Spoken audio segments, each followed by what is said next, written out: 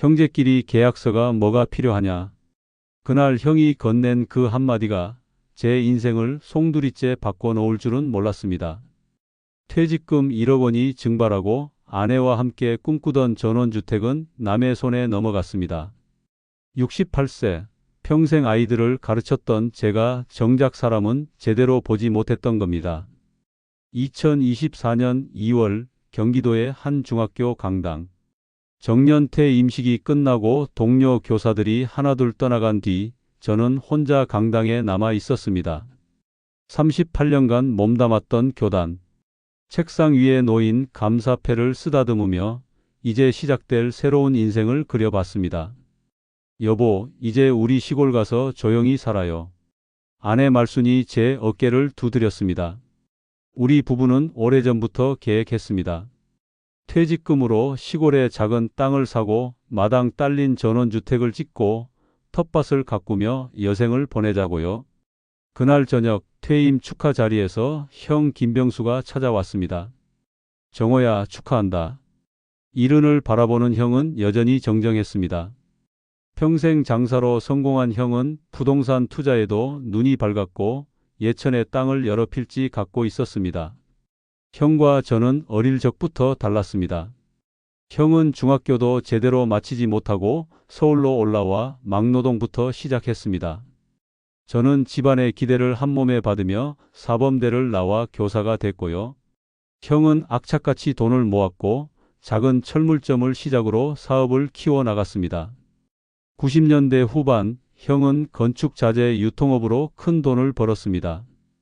반면 저는 월급쟁이 교사로 평범하게 살아왔습니다.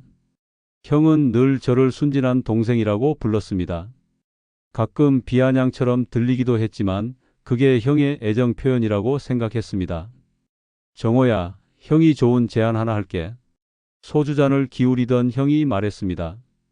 예천에 땅을 하나 샀는데 경치가 기가 막혀. 거기에 전원주택 2채 지어서 너랑 나랑 같이 살면 어떨까? 형의 목소리에는 진심이 담겨 있었습니다. 형제가 이웃하며 살면 얼마나 좋아. 너도 퇴직금 나왔으니까 1억만 보태. 내가 나머지는 다 할게. 저는 조심스럽게 물었습니다. 형, 그런데 명의는 어떻게 하는 거예요? 야, 형 믿어. 땅은 일단 내 이름으로 하고 나중에 공동 명의로 바꾸면 되지. 세금 문제도 있고 그래. 형은 웃으며 제 등을 두드렸습니다. 형제끼리 계약서가 뭐가 필요하냐. 그런 거 쓰면 남 같잖아. 집에 돌아와 아내에게 말했더니 아내는 난색을 표했습니다. 여보, 그래도 문서는 남겨놔야 하지 않을까요? 말순아, 형인데 뭘. 평생 나한테 잘해줬잖아. 저는 아내를 설득했습니다. 형이 제 대학 등록금을 보태준 일, 결혼식 비용을 도와준 일, 아이들 생일 때마다 용돈을 챙겨준 일. 그 모든 기억이 제 판단을 흐렸습니다. 2024년 3월 저는 퇴직금 중 1억 원을 형의 계좌로 송금했습니다. 통장 잔액이 줄어드는 걸 보면서도 가슴 한편이 뿌듯했습니다. 이제 형과 함께 여생을 보내는 거야. 형은 한 달에 한 번씩 전화를 걸어왔습니다. 공사 잘 되고 있어. 조금만 기다려.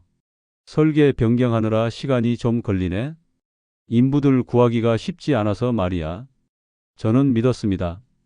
6월 어느 날 형이 보낸 사진을 받았습니다. 공사 현장 사진이었는데 집에 골조가 어느 정도 올라와 있었습니다. 곧 완성되겠구나. 하지만 그때 제가 몰랐던 게 있습니다. 그 사진 속 집이 제 돈으로 지은 집이 아니라는 것을요. 그리고 얼마 지나지 않아 제 인생의 가장 큰 배신이 저를 기다리고 있다는 것을요. 형의 전화는 점점 뜸해졌습니다. 그리고 9월 더 이상 참지 못한 저는 직접 예천으로 차를 몰았습니다. 제 눈앞에 펼쳐질 광경을 저는 상상조차 하지 못했습니다. 2024년 9월 중순 저는 새벽 6시에 집을 나섰습니다. 예천까지는 차로 3시간 반. 아내는 걱정스러운 눈빛으로 도시락을 챙겨줬습니다. 여보, 형님한테 너무 따지지는 말고요. 알아. 그냥 진행 상황 보고 올게. 하지만 제 손은 떨리고 있었습니다. 형이 보낸 마지막 문자가 한 달 전이었고 전화도 계속 피하고 있었으니까요. 내비게이션을 따라 시골길을 한참 달렸습니다. 형이 말한 그 땅은 산 아래 작은 마을 끝자락에 있었습니다. 차에서 내려 주소를 확인했습니다. 분명 이곳이 맞았습니다. 그런데 눈앞의 광경이 이상했습니다. 집은 두 채가 아니라 한 채만 거의 완공되어 있었습니다. 현대식 전원주택이었는데 생각보다 훨씬 컸습니다. 마당에는 형이 좋아하는 소나무가 심어져 있었고 주차장도 넓게 조성되어 있었습니다. 형이 설계를 바꿨나? 저는 집 주위를 천천히 돌아봤습니다. 그때 옆 필지에 매매 완료 편말이 꽂혀 있는 걸 발견했습니다. 가슴이 철렁 내려앉았습니다. 마을 어귀로 돌아와 슈퍼를 찾았습니다. 저기 혹시 저기 짓고 있는 집 아세요? 주인 할머니가 고개를 끄덕였습니다. 아, 김병수 씨 집? 서울서 내려온 사람인데 요즘 자주 와. 두 채 짓는다고 들었는데요? 무슨 소리? 하나만 짓던데. 옆 땅은 다른 사람한테 팔았어. 할머니의 말에 머리가 하얘졌습니다. 저는 곧바로 형에게 전화를 걸었습니다. 한참 만에 형이 받았습니다. 정호야. 형, 나 지금 예천이야. 집 앞에 있어. 전화기 너머로 형이 당황하는 기척이 들렸습니다. 거기 왜 갔어? 미리 말하지. 형, 이게 대체 뭐야? 집이 하나밖에 없잖아. 옆 땅은 팔렸다던데. 야, 그게 계획이 좀 바뀐 거야. 형의 목소리가 날카로워졌습니다. 일단 내 집부터 짓고 내 집은 내년에 짓기로 한 거야. 그럼 왜 미리 말 안 했어? 옆 땅은 왜 팔았고? 공사비가 생각보다 많이 들어가서 어쩔 수 없었어. 내가 건축을 알아? 자재값이 얼마나 올랐는데? 저는 참고 있던 화가 치밀어 올랐습니다. 형, 나도 1억이나 넣었잖아. 그런 중요한 거 상의도 없이? 상의? 야, 형이 다 알아서 하는 건데 뭘 일일이 보고해? 형의 말투가 점점 거칠어졌습니다. 마을 슈퍼 할머니가 추천해준 부동산에 들렀습니다. 등기부 등본을 떼어보니 충격적인 사실들이 드러났습니다. 땅은 처음부터 형 단독 명의였고 이미 2달 전에 일부 필지가 타인에게 매각되어 있었습니다. 제 이름은 어디에도 없었습니다. 손님, 이거 사기 아니에요? 부동산 사장이 혀를 찼습니다. 저는 그날 밤 예천의 허름한 여관에서 잤습니다. 아내에게 전화할 용기가 나지 않았습니다. 천장을 보며 밤새 뒤척였습니다. 내가 뭘 잘못한 거지? 형은 왜 이러는 거야? 다음 날 아침 형이 먼저 전화를 걸어왔습니다. 정호야, 어제는 내가 말을 좀 세게 했다. 미안해. 형의 목소리는 한결 부드러워져 있었습니다. 형, 일단 만나서 얘기하자. 점심 같이 먹자. 마을 입구 한정식집에서 형을 만났습니다. 형은 양복을 깔끔하게 차려입고 있었습니다. 정호야, 앉아. 형, 나한테 설명 좀 해줘. 도대체 무슨 상황이야? 형은 한숨을 내쉬었습니다. 야, 형도 사정이 있어. 사업 자금이 좀 막혀서 급하게 땅 일부를 판 거야. 그럼 내 돈은? 내 돈은 집 짓는데 다 들어갔어. 저기 보이는 집 공사비 말이야. 그게 형 집이잖아. 제 목소리가 커졌습니다. 주변 손님들이 쳐다봤지만 더 이상 참을 수가 없었습니다. 명의도 형 이름이고 내 이름은 어디에도 없어. 이게 형제가 할 짓이야? 형의 표정이 굳어졌습니다. 야, 김정호. 지금 형한테 소리 지르는 거야? 형, 1억이야. 내 퇴직금 절반이라고. 그래서 형이 내 돈 떼먹었다는 거야? 증거 있어? 형의 눈빛이 차갑게 식었습니다. 계약서 쓴 것도 아니고 내가 알아서 준 돈이잖아. 형제끼리 믿고 준 거 아니야? 그 순간 모든 게 무너졌습니다. 형은 처음부터 저를 이용할 생각이었던 겁니다. 저는 말없이 자리에서 일어났습니다. 정호야, 어디가? 밥이라도 먹고 가. 뒤도 돌아보지 않았습니다. 서울로 돌아오는 내내 눈물이 흘렀습니다. 68년을 살면서 이런 배신은 처음이었습니다. 집에 도착하니 아내가 현관에서 기다리고 있었습니다. 여보. 아내 품에 안겨 한참을 울었습니다. 말순아, 내가 바보였어. 형을 너무 믿었어. 알아요. 다 알아요. 그날 밤 저는 결심했습니다. 이대로 무너질 수는 없었습니다. 평생 바르게 살아온 제가 이런 식으로 당하고만 있을 수는 없었습니다. 여보, 나 변호사 찾아볼게. 아내가 고개를 들었습니다. 형님을 상대로요? 응. 법적으로 방법을 찾아봐야겠어. 아내는 제 손을 꽉 잡았습니다. 제가 도울게요. 끝까지 함께 할게요. 다음 날부터 저는 증거를 모으기 시작했습니다. 송금 기록, 문자 메시지, 통화 내역, 그리고 제 이야기를 글로 정리하기 시작했습니다. 세상에 이 진실을 알리기 위해서였습니다. 2024년 10월 저는 서울 강남의 한 법무법인을 찾았습니다. 상담료 30만 원. 남은 퇴직금을 생각하면 부담스러운 금액이었지만 어쩔 수 없었습니다. 변호사는 30대 중반의 젊은 여성이었습니다. 제 이야기를 다 들은 뒤 그녀가 고개를 저었습니다. 어르신, 솔직히 말씀드리면 승소 가능성이 높지 않습니다. 왜요? 제가 분명히 1억을 송금했는데요. 증거가 약합니다. 계약서도 없고 문자 내용도 명확하지 않아요. 변호사가 화면을 돌려 보여줬습니다. 같이 집 짓자는 표현은 법적으로 구속력이 없어요. 형님 측에서 그냥 빌려준 돈이라고 주장하면 반박하기 어렵습니다. 가슴이 답답했습니다. 그럼 제가 당한 걸 증명할 방법이 없다는 말씀이세요? 소송은 하실 수 있습니다. 다만 시간도 오래 걸리고 비용도 만만치 않아요. 최소 2년은 각오하셔야 합니다. 변호사는 명함을 건네며 덧붙였습니다. 착수금만 500만 원입니다. 신중하게 생각해 보세요. 법무법인을 나오는 길 다리에 힘이 풀렸습니다. 지하철역 벤치에 주저앉아 한참을 멍하니 있었습니다. 500만 원. 지금 제게는 너무 큰 돈이었습니다. 게다가 승소 보장도 없다니. 집에 돌아오니 아내가 김장 준비를 하고 있었습니다. 여보, 어땠어요? 글쎄. 저는 변호사의 말을 그대로 전했습니다. 아내의 손이 멈췄습니다. 그럼 어떻게 해요? 모르겠어. 방법이 없대. 부엌 식탁에 앉아 머리를 감쌌습니다.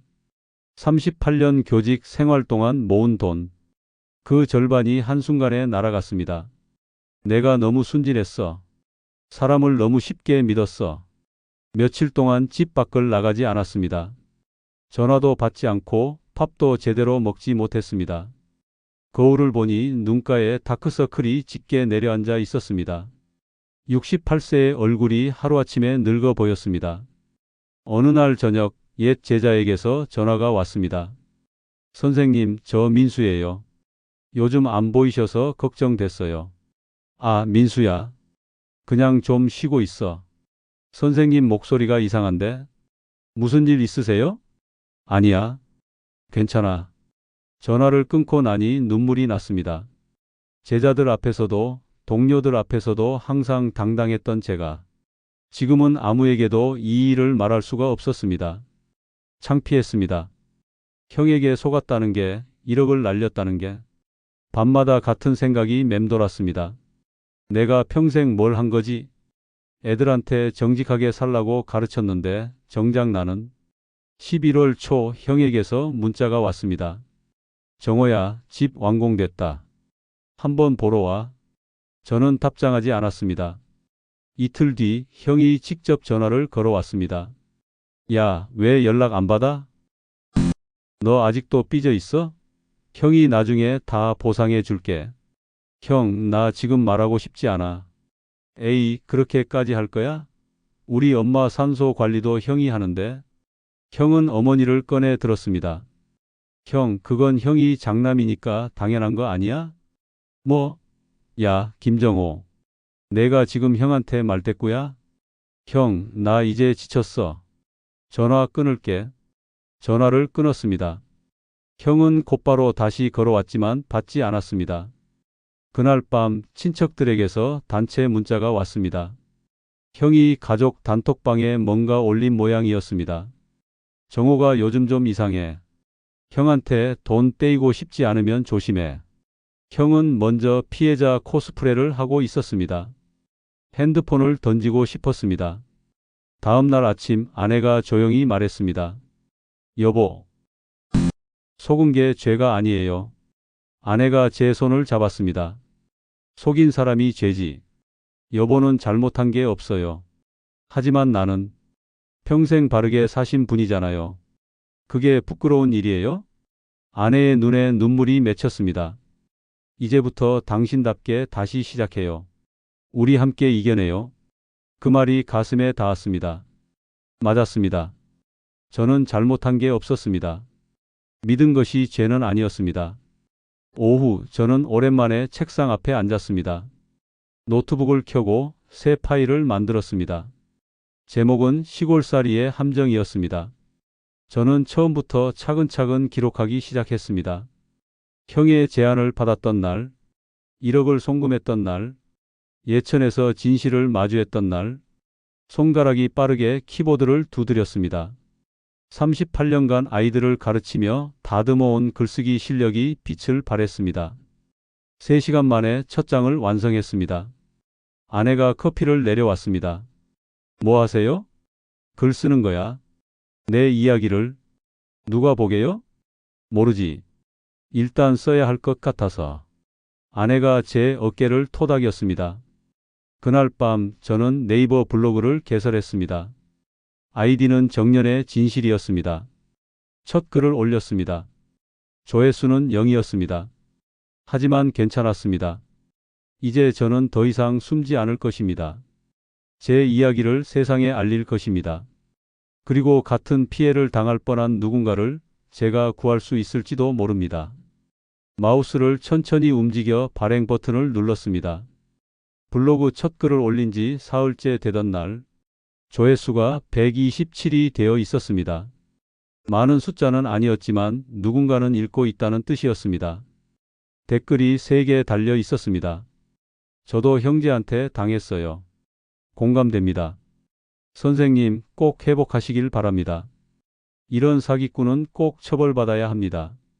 손이 떨렸습니다. 혼자가 아니었습니다.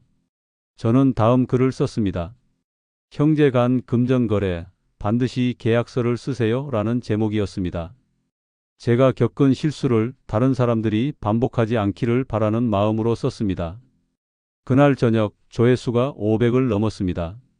일주일 후 예상치 못한 일이 벌어졌습니다. 한 귀촌 관련 카페에서 제 글이 공유되었고 순식간에 퍼져나갔습니다. 조회수는 3만을 넘었습니다. 댓글도 수백 개가 달렸습니다. 이런 일이 정말 많습니다. 저희 아버지도 형님이라는 분이 정말 너무하시네요. 예천 어디인지 알려주세요. 피하고 싶어요. 그중 한 댓글이 눈에 띄었습니다. 저는 MBC 지역 기자입니다. 혹시 인터뷰 가능하실까요? 심장이 뛰었습니다. 아내와 상의했습니다. 여보, 어떻게 해야 할까? 선생님이 결정하세요. 제가 옆에 있을게요. 저는 기자에게 연락했습니다. 11월 말 안동 MBC 기자가 집으로 찾아왔습니다. 30대 초반에 성실해 보이는 남자였습니다. 선생님, 용기 내주셔서 감사합니다. 제가 감사하죠. 이 이야기를 들어주셔서. 인터뷰는 2시간 동안 진행됐습니다. 저는 송금 기록, 문자 내역, 등기부 등본을 모두 보여줬습니다. 이 정도면 충분히 방송할 수 있습니다. 기자가 고개를 끄덕였습니다. 다만 형님 측 반론도 담아야 해서 연락을 드릴 겁니다. 그래 주세요. 저는 사실만 말할 뿐이니까요. 방송은 12월 첫째 주에 나갔습니다. 형제의 배신, 노후 자금 날린 퇴직 교사라는 제목이었습니다. 방송에서는 형의 이름과 예천 땅의 위치가 모자이크 처리되었지만 지역 주민들은 다 알 수 있는 수준이었습니다. 형은 인터뷰를 거부했습니다. 방송 다음 날 블로그 조회수가 10만을 돌파했습니다. 방송 이후 예천 마을에서 전화가 걸려왔습니다. 슈퍼 주인 할머니였습니다. 선생님, TV 봤어요. 그 양반이 그런 짓을 했구만. 할머니, 죄송해요. 시끄럽게 해서. 무슨 소리. 우리 동네에 그런 사람 있으면 안 되지. 다들 수군대고 있어요. 마을 이장님도 전화를 주셨습니다. 김병수 씨, 요즘 마을에 못 나온대요. 얼굴 들고 다니기 힘들겠죠. 형의 전원주택 앞에는 낙서가 생겼다고 했습니다. 누군가 사기꾼이라고 써놓았다는 것이었습니다. 저는 복잡한 심경이었습니다. 통쾌하면서도 씁쓸했습니다. 12월 중순 형에게서 문자가 왔습니다. 정호야, 네가 날 이 지경으로 만들어? 형제를 이런 식으로 망신시키냐? 저는 답장했습니다. 형, 저는 사실만 말했을 뿐입니다. 부끄러워야 할 사람은 따로 있습니다. 형은 더 이상 연락하지 않았습니다. 1월 변호사에게서 연락이 왔습니다. 무료 법률 지원을 받을 수 있게 되었다는 소식이었습니다. 한 법무법인에서 제 이야기를 듣고 재능 기부로 맡아주겠다고 했습니다. 선생님, 방송 봤습니다. 꼭 도와드리고 싶어요. 젊은 변호사의 목소리에 힘이 실려 있었습니다. 소송은 빠르게 진행됐습니다. 방송 영상과 블로그 글이 큰 증거가 되었습니다. 형은 법정에 나오지도 않았습니다. 3월 1심 판결이 나왔습니다. 피고는 원고에게 1억 원과 지연이자를 지급하라. 재판부는 형의 행위를 신의성실 원칙을 위반한 부당이득으로 판단했습니다. 전화기를 든 손이 떨렸습니다. 여보, 우리가 이겼어. 아내와 부둥켜 안고 울었습니다. 4월 형은 예천 땅 일부를 팔아 돈을 갚았습니다. 억지로 빼앗은 게 아니었습니다. 법이 판단한 정당한 몫이었습니다. 저는 그 돈으로 소박한 땅을 샀습니다. 예천이 아닌 충주의 작은 마을이었습니다. 블로그 이웃들이 소개해준 곳이었습니다. 집을 짓기 시작하자 블로그 이웃들이 응원 댓글을 달아줬습니다. 선생님, 축하드립니다. 꼭 행복하게 사세요. 선생님 덕분에 저도 용기 얻었어요. 마을 노인정에서 강의 요청이 들어왔습니다. 귀촌 피해 예방에 대한 특강이었습니다. 첫 강의 날 20명이 넘는 어르신들이 모였습니다. 저는 형에게 속았습니다. 솔직하게 시작했습니다.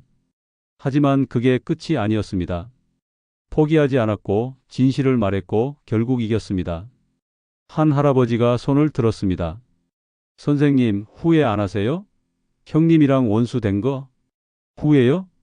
저는 잠시 생각했습니다. 후회하지 않습니다. 형이 먼저 형제를 저버렸으니까요. 박수가 터져 나왔습니다. 집으로 돌아오는 길 아내가 말했습니다. 여보, 선생님은 정말 멋있어요. 내가? 네. 넘어졌지만 다시 일어섰잖아요. 대문 앞에 직접 쓴 글귀를 걸었습니다. 믿음은 서류로, 형제는 거리로. 쓰디쓴 교훈이지만 누군가에게는 도움이 될 것입니다. 이제 진짜 제 인생이 시작됩니다. 2025년 5월 충주의 봄은 따뜻했습니다. 작은 한옥이 완성되었습니다. 화려하지 않았습니다. 하지만 제 손으로, 제 돈으로 정직하게 지은 집이었습니다. 마당에는 아내가 심은 채소들이 자라고 있었습니다. 상추, 깻잎, 고추. 68년 인생에서 가장 소중한 것들이 이곳에 있었습니다. 대문 앞 현판을 다시 한번 쓰다듬었습니다. 믿음은 서류로, 형제는 거리로. 쓰디쓴 교훈이지만 이제는 자랑스러웠습니다. 블로그 정년의 진실은 구독자 5만 명을 넘었습니다. 매일 누군가 위로의 댓글을 남겼고 저는 그들에게 답글을 달았습니다. 6월 어느 날 마을 회관에서 특강이 있었습니다. 시니어 귀촌 가이드라는 제목이었습니다. 10명 가까운 어르신들이 모였습니다. 저는 실패한 귀촌자입니다. 언제나처럼 솔직하게 시작했습니다. 형에게 1억을 잃었고 꿈꾸던 집도 빼앗겼습니다. 청중들이 숨을 죽였습니다. 하지만 포기하지 않았습니다. 그리고 여러분 앞에 서 있습니다. 한 할머니가 손을 들었습니다. 선생님, 형님은 지금 어떻게 지내세요? 모릅니다. 연락하지 않습니다. 미안하다는 말도 없었나요? 없었습니다. 할머니가 고개를 저었습니다. 강의가 끝난 뒤 한 중년 남성이 다가왔습니다. 선생님, 저도 동생한테 3천만 원을 빌려줬는데 계약서는 쓰셨나요? 아니요, 동생인데 지금이라도 늦지 않았습니다. 문서를 남기세요. 그는 고개를 숙여 인사했습니다. 감사합니다. 용기 내보겠습니다. 이런 대화가 매번 있었습니다. 제 아픔이 누군가의 방패가 되고 있었습니다. 7월 유튜브 채널 정년의 진실TV를 시작했습니다. 아내가 카메라를 들었고 저는 텃밭 앞에서 이야기했습니다. 오늘은 귀촌 계약서 쓰는 법을 알려드리겠습니다. 첫 영상 조회수는 8만을 넘었습니다. 댓글에는 감사 인사가 가득했습니다. 아버지 같은 분이에요. 존경합니다. 덕분에 사기 안 당했어요.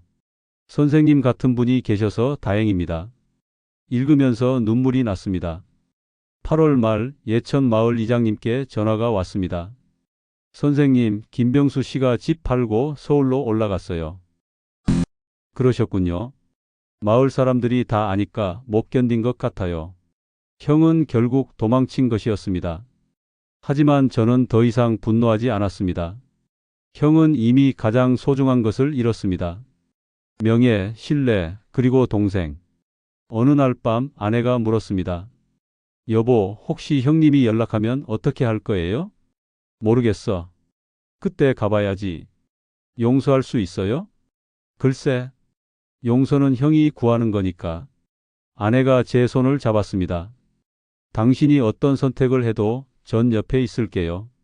9월 마을 노인정 앞에 현판이 걸렸습니다. 김정호 명예상담사. 평생 교단에 섰던 제가 이제는 인생 교실에 서게 되었습니다. 매주 화요일 귀촌 준비하는 분들을 만났습니다. 계약서 검토부터 마음가짐까지 제가 아는 모든 것을 나눴습니다. 선생님 덕분에 사기 안 당했어요. 선생님 영상 보고 아버지 말렸어요. 이런 말을 들을 때마다 제 고통이 헛되지 않았다는 걸 느꼈습니다. 저녁 마당에 앉아 아내와 차를 마셨습니다. 여보, 행복해요? 응. 지금이 가장 행복해. 1억 잃었는데도요? 그래. 그 돈보다 더 큰 걸 얻었어. 별이 쏟아지는 하늘을 올려다봤습니다. 68세에 시작한 새 인생. 형에게 빼앗긴 꿈 대신 더 큰 의미를 찾았습니다. 돈보다 소중한 게 있다는 것, 넘어져도 다시 일어설 수 있다는 것, 그리고 제 이야기가 누군가를 구할 수 있다는 것. 블로그 마지막 글의 제목은 이것이었습니다. 속은 게 부끄러운 게 아닙니다. 속인 놈이 부끄러운 겁니다. 조회수는 계속 올라갔습니다. 아침 햇살이 한옥 마루를 비췄습니다. 텃밭의 고추가 빨갛게 익어가고 있었습니다. 아내가 웃으며 말했습니다. 여보, 점심 뭐 드실래요? 우리 밭에서 딴 채소로 비빔밥 어때? 좋아요. 69년째 인생. 진짜 전세 역전은 폭수가 아니었습니다. 다시 일어서서 당당하게 행복하게 사는 것. 그것이 제가 얻은 가장 큰 승리였습니다. 1년 후 저는 책을 냈습니다. 제목은 정년의 진실 마이너스 형에게 속았지만 삶에서 이긴 이야기. 초판 3,000부가 한 달 만에 매진되었습니다. 인쇄 수익은 전액 사기 피해 노인 지원 단체에 기부했습니다. 형에게서는 여전히 연락이 없었습니다. 하지만 괜찮았습니다. 저는 이미 제가 원하는 모든 것을 얻었으니까요. 존중, 명예, 그리고 평화. 대문 앞을 지나는 사람들이 현판을 보고 고개를 끄덕였습니다. 믿음은 서류로, 형제는 거리로.